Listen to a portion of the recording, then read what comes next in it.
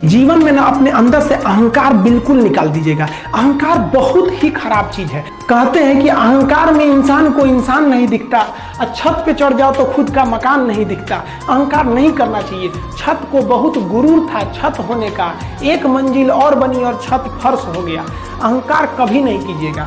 तूफान ज्यादा होती है तो कश्ती डूब जाती है, और घमंड ज्यादा हो जाती है तो हस्ती डूब जाती है। जिस दिन आपको घमंड होने लगे ना अपने आप के ऊपर कि हम बहुत बड़े हो गए हैं, हम बहुत पढ़ लिए हैं, हम बहुत सक्सेसफुल मैन हो गए, हम बहुत बड़े बिजनेसमैन, हम बहुत जिस दिन आपको घमंड हो गया ना, उस दिन आप शमशान घाट में जाके देखिएगा आपसे नायाब लोग, आपसे अच्छे अच्छे लोग वहां खाक बन गए।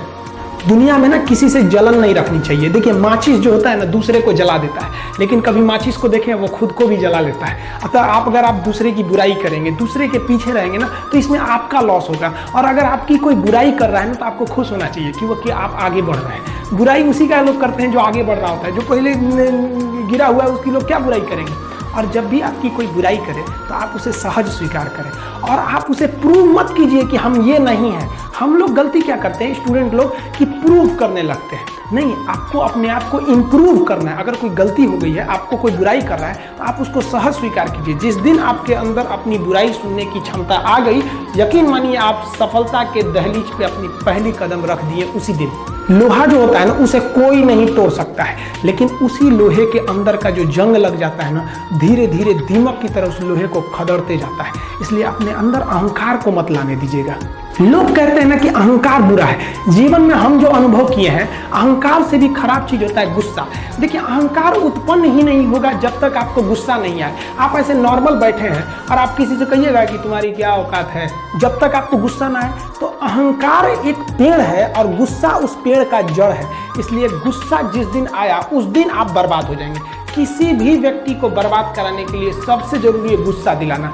आपको पता है लोहार जो होता है, लोहे को हम ऐसे नहीं मोड़ सकते हैं, बहुत ही शक्तिशाली है। इसलिए लोहार ना इस लोहे को ना आग में डाल के इसे गुस्सा दिलाता है। जब ये गुस्से से लाल हो जाता है ना, तो जहां गुस्सा आया आप अपनी ताकत खो देते हैं, और ये लोहा अपनी ताकत खो देता है, और एक मामूली हथौड़े के चोट से लोहा मुड़ जाता है। तो जिस दिन आपको गुस्सा आ गया, समझ जाइए कि आप अपनी ताकत खो रहे हैं।